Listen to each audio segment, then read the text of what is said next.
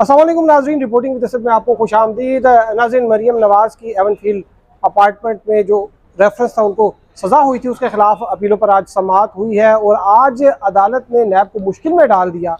जो प्रोसिक्यूटर थे, नैब के स्पेशल प्रोसिक्यूटर उस्मान चीमा, वो बड़ी मुश्किल में नजर आए क्योंकि उनके पास उन सवालात के जवाबात नहीं थे जो कि अदालत उनसे पूछ रही थी। वो सवालात क्या थे उनकी तफसील आपको बताएंगे, लेकिन अभी तक अगर आपने ये चैनल रिपोर्टिंग असर सब्सक्राइब नहीं किया तो चैनल ज़रूर सब्सक्राइब कीजिए। नाज़रीन, तकरीबन ये आज की जो समाअत थी ये 1.5 घंटा से ज़ायद जो है ये जारी रही। इसमें आज नैब ने जो है वो अपने दलाइल मुकम्मल करने थे, लेकिन जो नैब के स्पेशल प्रोसिक्यूटर हैं उस्मान चीमा, जो कि जिनकी तैनाती जो है वो अक्टूबर में हुई थी, अक्टूबर में का मतलब है कि वो दौरे फैज़ में जो है वो नैब में प्रोसिक्यूटर अपॉइंट हुए थे और उसके बाद से वो अब तक जो है वो इस केस के साथ वाबस्ता है। शुरू में जो जिस तरीके से उन्होंने दलाइल दिए तो नज़र ये आ रहा था कि शायद वो मज़ीद टाइम बाय करना चाह रहे हैं, वो मज़ीद इस केस को लिंगर ऑन डिले करना चाह रहे हैं। अदालत उनसे पर्टिकुलर क्वेश्चन पूछती थी, लेकिन वो उनको जो जवाब आता था वो 1993 बल्कि 73 तक जो है वो चले जाते थे। और फिर जब अदालत ने उनसे स्पेसिफिक जो है क्वेश्चन फ्रेम किए कि यह बताया जाए कि जो ट्रस्ट डीड है क्या उस पर जो है क्या एलिगेशन जो है वो चार्जेस क्या फ्रेम हुए, तो उन्होंने शुरू में बताया कि जो चार्जेस फ्रेम हुए थे उसमें जो JIT को गुमराह करने का एक चार्ज था वो भी लगाया गया। तो उसमें अदालत ने फिर जब उनसे ये सवाल किया कि क्या ये जो नैब के तफ्तीशी अफसर हैं उन्होंने ये जो है अदालत में बयान दिया कि मुझे इन्होंने गुमराह किया, तो जवाब आया कि नहीं, ये JIT की रिपोर्ट थी। तो अदालत ने इस बात को जो है वो तस्लीम करने से इनकार कर दिया कि वाजिद ज़िया का जो बयान है वो इसमें बतौर सबूत जो है वो आएगा, क्योंकि अदालत का ये कहना था कि JIT ने तो अपना काम किया। अगर JIT ने एक जो है वो कुछ चीज़ें जो है वो इस्टेब्लिश की तो नैब का जो कानून है उसके तहत नैब को अपनी एक इन्वेस्टिगेशन करनी चाहिए थी, उनको खुद चीज़ें इस्टेब्लिश करनी चाहिए थी। इसकी एक बहुत सिंपल सी जो है वो एग्जांपल ये दी गई कि अगर एक शख्स जो है वो कत्ल होता है और उसका कातिल जो है वो किसी अदालत में जाकर ये एतराफ़ करता है कि मैंने ही कत्ल किया था, तो फिर भी प्रोसिक्यूशन का काम ख़त्म नहीं होता, प्रोसिक्यूशन ने ये केस इस्टेब्लिश करना होता है। और जब ये बात की तो फिर जो डिप्टी प्रोसिक्यूटर जनरल नैब हैं मुज़फ़्फ़र अब्बासी, जो कि इस केस की जो जुज़ियात हैं उससे बखूबी वाकिफ़ हैं, उन्होंने फिर अदालत को कहा कि ये चार्ज जो है ये अमेंड हो गया था और जो स्पेशल प्रोसिक्यूटर हैं उनके शायद इल्म में ये बात नहीं थी। उन्होंने ये कहा कि जो ट्रस्ट डीड वाला मामला है ये तब उठाया जाएगा जब जो अपील जो है अदालत इस्लामाबाद हाई कोर्ट अपीलों पर फैसला करेगी, तो उसके बाद ही जो है वो ट्रस्ट डीड के हवाले से जो समरी ट्रायल है वो स्टार्ट होगा, वो अपील के फैसले से मशरूत होगा। आज की जो समाअत थी उसमें जो ख़ास बातें जो हुई उसमें जो नैब के प्रोसिक्यूटर थे वो ये चाहते थे कि जो चूँकि नवाज शरीफ जो है वो अदालती मफरूर है, तो मरियम नवाज़ का केस जो है इसकी ये जो अपील है ये एवनफील्ड अपार्टमेंट की जो कन्विक्शन है उसके ख़िलाफ़, इस अपील को जो है मुस्तरद किया जाए, ना सुना जाए, क्योंकि प्रिंसिपल एक्यूज़ यानी कि जो मेन जो मरकज़ी मुलजिम है वो मुल्क में मौजूद नहीं, तो फिर जो आनत में जो शामिल है उनका केस भी नहीं सुना जा सकता। तो इस पर अदालत ने जो है ये क्वेश्चन कहा कि उनकी क्या आनत थी, क्या 1993 में जब ये प्रॉपर्टी परचेज़ की गई तो क्या उनका कोई रोल था। इससे पहले नैब ने उनसे कहा कि मरियम नवाज़ का रोल क्या है, तो उन्होंने कहा कि जो एक्वायरिंग है जो ओन किया है और फिर उसके अलावा जो उसको मेंटेन किया गया, इसमें मरियम नवाज़ का जो है वो रोल था और उसको कंसील किया उन्होंने प्रॉपर्टी को।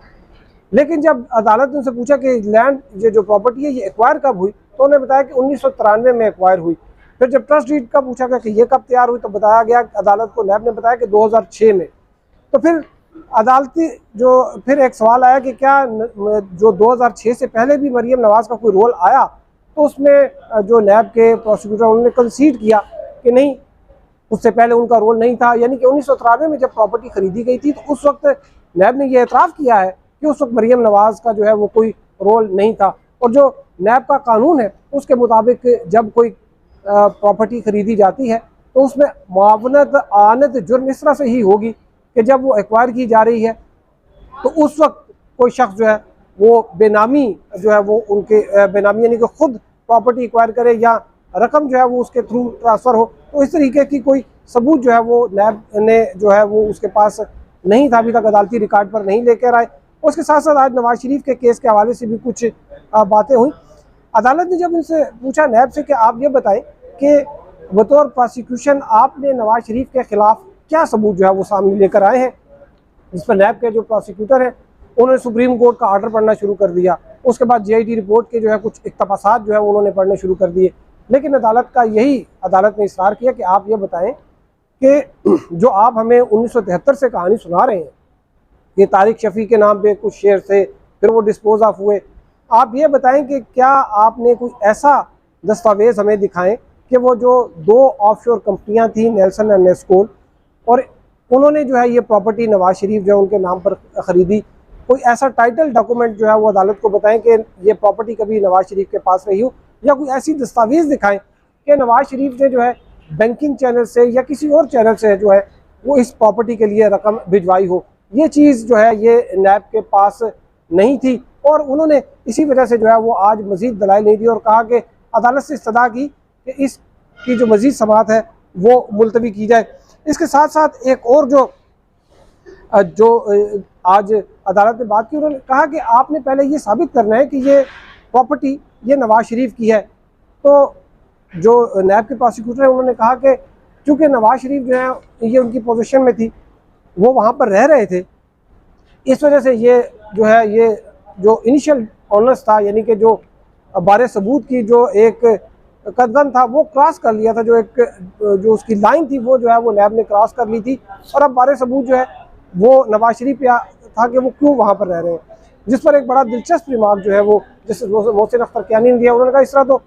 आधे पाकिस्तान में जो आधी आबादी है वो तो दूसरों के घरों में रहती है, कोई किराए पे रहती है, कोई किसी तरह से रहती है, कोई मुफ्त में रह रही होती है, कोई केयर टेकर होते हैं, तो क्या हम तस्लीम कर लें कि वो जो लोग वहाँ पर रह रहे हैं वो उस घर के मालिक हैं।